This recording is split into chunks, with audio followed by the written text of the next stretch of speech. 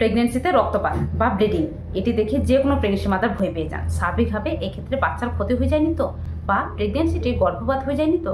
আজকে ভিডিওতে এ বিষয়ে পুরো ডিটেলসভাবে আলোচনা করব।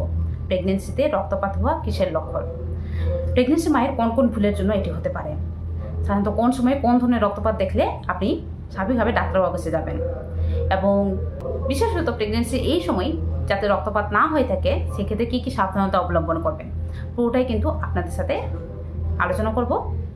অবশ্যই ভিডিওটি কিন্তু প্রচণ্ড হেল্পফুল এবং ইনফরমেটিভ হতে চলেছে প্রত্যেকটা প্রেগনেন্সি মাদারের জন্য। তার জন্য নিজে দেখুন এবং যারা প্রেগনেন্ট রয়েছেন তাদের কাছে অবশ্যই শেয়ার করে দিন, এবং অবশ্যই ভিডিওটি ভালো লাগলে লাইক কমেন্ট শেয়ার করে আমার চ্যানেলটিকে সাবস্ক্রাইব করে আমার পাশে থাকবেন। তো চলুন ভিডিও মূল বেশি যাওয়া যাক। তো সাধারণত প্রেগনেন্সিতে যে কোনো ধরনের রক্তপাত হওয়া প্রত্যেকটা প্রেগনেন্সি মাদারের ক্ষেত্রে কিন্তু ভয়ের কারণ, স্বাভাবিক। এক্ষেত্রে বিশেষত আমরা প্রত্যেকে জানি প্রেগনেন্সি যখনই কিন্তু গর্ভধারণ হয়, আমরা প্রেগনেন্ট হই, ঠিক এই সময় স্বাভাবিকভাবে এক ধরনের রক্তপাত দেখা দেয়, যাকে স্পটিং বা ইমপ্লান্টেশন ব্লিডিং বলা হয় থাকে, এবং যেটি নিয়ে কিন্তু ভয় পাওয়ার কিছু নেই। এটি স্বাভাবিকভাবে প্রেগনেন্সি পিরিয়ড মিস হয়ে যাওয়ার আগেই আমরা কিন্তু 5 থেকে 6 দিন আগে কিন্তু দেখতে পাবো, এবং যেটি কিন্তু স্বাভাবিকভাবে স্বল্প মাত্রায় হবে, কখনোই বেশি পরিমাণ হবে না।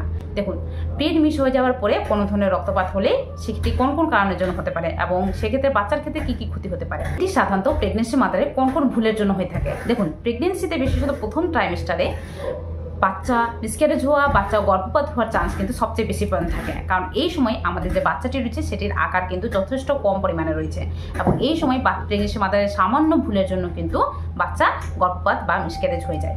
সেটি কি কি?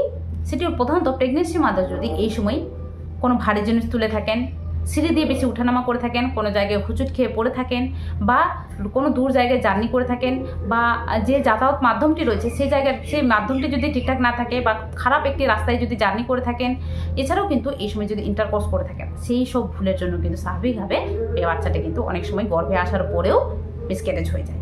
তো এই ভুলগুলো করলে কিন্তু স্বাভাবিকভাবে প্রথমত যেটা দেখা দিবে যে আপনার ক্ষেত্রে রক্তপাত হবে, এবং তার সঙ্গে অনেক সময় কিন্তু পেটে ব্যথাও দেখা দিবে।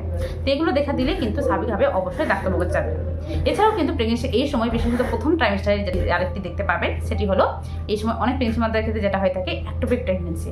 অ্যাক্টোপিক প্রেগনেন্সি কি? অ্যাক্টোপিক প্রেগনেন্সি হলো গর্ভে যে বাচ্চাটি আছে সেটি কিন্তু স্বাভাবিকভাবে আমাদের বাচ্চাদের নিতে এসে লেগে যায়, মানে জরায়ুতে একটি নির্দিষ্ট জায়গায় এসে লেগে যায়। কিন্তু সেটি যদি জরায়ুতে না লাগে, পেটের অন্য কোনো জায়গায়, মানে পেটের যে নালীপথটি দিয়ে আসছিল, মানে ফেলোপিয়ান যে টিউবটি রয়েছে সেই ফেলোপিয়ান টিউবের মধ্যে গিয়ে আটকে থেকে গেছে, এবং সেখানেই আস্তে আস্তে বৃদ্ধি পাচ্ছে। কিন্তু ফেলোপিয়ান টিউবে অতটা জায়গা না থাকার কারণে সেখানে কিন্তু হালকা পরিমাণে বৃদ্ধি পাওয়ার পরে সেখানে কিন্তু আস্তে আস্তে করে সেখানে কিন্তু আর বৃদ্ধি পেতে পারে না। সেক্ষেত্রে যেটা হবে যে অনেক সময় রক্তপাত হবে, এবং সেক্ষেত্রে বাচ্চাটি ওখানেই নষ্ট হয়ে যায়, এবং তার সঙ্গে কিন্তু পেটে ব্যথা দেখা দেবে তীব্র পরিমাণে। এক্ষেত্রে প্রেগনেন্সি মাদার তীব্র পরিমাণে পেটে ব্যথা এবং ব্লিডিং হওয়া দেখতে পাবেন। এটি দেখেই কিন্তু অবশ্যই ডাক্তারবাবুর কাছে যাবেন। এটি কিন্তু স্বাভাবিকভাবে আপনার বাচ্চার জন্য আপনার জন্য ক্ষতির কারণ হতে পারে। আরেকটি যেটি হলো মোলার প্রেগনেন্সি বা মিসড অ্যাবর্শন। দেখুন, এই সময় প্রেগনেন্সি মাদার যদি কোনো ধরনের ব্রাউনিশ কালারের রক্তপাত দেখতে পান, বা এই সময় হালকা পরিমাণে রক্তপাত যদি দেখতে পান, এবং তার সঙ্গে যদি বাচ্চার হার্টবিট না আসে, এগুলো কিন্তু স্বাভাবিক বলা হয়ে থাকে মোলার প্রেগনেন্সি, বা অনেক সময় মিসড অ্যাবর্শন হয়ে থাকে। তো এক্ষেত্রেও কিন্তু বাচ্চার ক্ষতি হয়ে যায়। আরেকটি যেটি হলো প্রেগনেন্সির সময় হালকা পরিমাণে রক্তপাত, বিশেষত এই সময় যদি কোনো ধরনের রক্তপাত দেখে থাকেন, সেক্ষেত্রে বিশেষত প্রথম ট্রাইমেস্টারে এই সময় কিন্তু যেটা করবেন অবশ্যই ডাক্তারবাবুর কাছে যাবেন, কারণ পিরিয়ড মিস হয়ে যাওয়ার পরে কোনো ধরনের রক্তপাত হওয়া কিন্তু আপনার বাচ্চার জন্য ক্ষতির কারণ হতে পারে।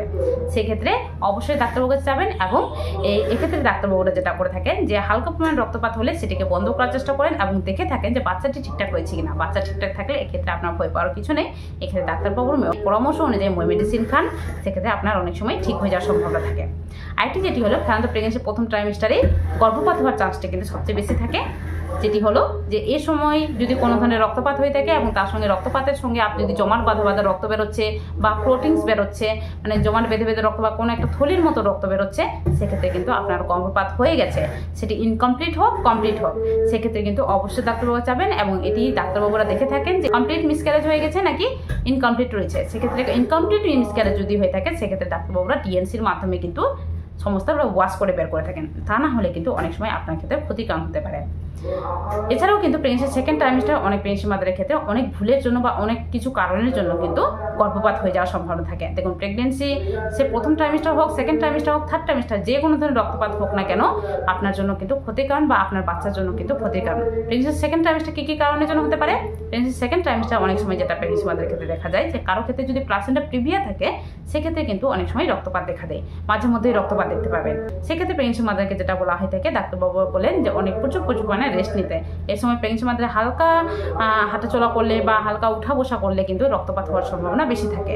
সেক্ষেত্রে প্রেগনেন্সি মাদারকে অনেকটাই সাবধানতা অবলম্বন করতে বলা হয়ে থাকে, এবং সাবধানতা অবলম্বন যদি করা হয়ে থাকে সেক্ষেত্রে অনেক সময় বাচ্চা ঠিকঠাক থাকে এবং প্রেগনেন্সিটিও অনেকটা এগিয়ে যায়। তবে এক্ষেত্রে প্রেগনেন্সি মাদার সামান্য ভুলের জন্য কিন্তু অনেক সময় আবার বাচ্চা কিন্তু নষ্ট হয়ে যাওয়ার সম্ভাবনা থাকে। আরেকটি যেটি হলো, সাধারণত প্রেগনেন্সি এই সময় প্লাসেন্টা যদি নিজের জায়গা থেকে বিচ্ছিন্ন হয়ে যায়। দেখুন, আমাদের গর্ভের মধ্যে কিন্তু যে বাচ্চাটি রয়েছে তার সঙ্গে সঙ্গে কিন্তু প্লাসেন্টাও রয়েছে, এবং এই প্লাসেন্টার কিন্তু একটা গুরুত্বপূর্ণ ভূমিকা রয়েছে আমাদের বেবি ডেভেলপমেন্টের ক্ষেত্রে। এবং এই প্লাসেন্টাটি স্বাভাবিকভাবে আমাদের ডেলিভারি হয়ে যাওয়ার পরে নিজেই কিন্তু বের হয়। কিন্তু ডেলিভারি হওয়ার আগে বা লেবার পেন বা কোনো ধরনের ব্যথা ওঠার আগেই আপনার যদি এই প্লাসেন্টাটি নিজের জায়গা থেকে বিচ্ছিন্ন হয়ে যায় সেক্ষেত্রে এটিকে বলা হয় দেখি প্লাসেন্টা অ্যাব্রাক্সিও, এবং এটি কিন্তু বিচ্ছিন্ন হয়ে গেলে স্বাভাবিকভাবে আপনার বাচ্চার ক্ষতি হওয়ার অনেক বড় সম্ভাবনা থাকে। সেক্ষেত্রেও কিন্তু বাচ্চার রক্তপাত দেখা দিবে এবং এক্ষেত্রেও কিন্তু আপনার পেটে ব্যথা দেখা দিবে। আইটি যেটা হলো প্রেগনেন্সি 7-8 নাম্বার মান্থে কোনো ধরনের রক্তপাত যদি হয়ে থাকে সেক্ষেত্রে কিন্তু আপনার বাচ্চার জন্য ক্ষতির কারণ হতে পারে। সেক্ষেত্রে এই সময় বিশেষ ধরনের সাবধানতা অবলম্বন করবেন। বিশেষত প্রেগনেন্সি 36 উইকস বা 38 উইকসের আগে কোনো ধরনের রক্তপাত আপনার বাচ্চা এবং আপনার জন্য ক্ষতির কারণ। সেক্ষেত্রে অবশ্যই নিজেকে সাবধানে রাখবেন, এবং প্রেগনেন্সি 36 উইকের পরে যদি কোনো ধরনের রক্তপাত দেখে থাকেন সেক্ষেত্রে ভয় পাওয়ার কিছু নেই। সেক্ষেত্রে কিন্তু স্বাভাবিকভাবে অনেক সময় ডেলিভারি হওয়ার জন্য কিন্তু রক্তপাত হতে পারে, সেটি কিন্তু হালকা পরিমাণে হবে।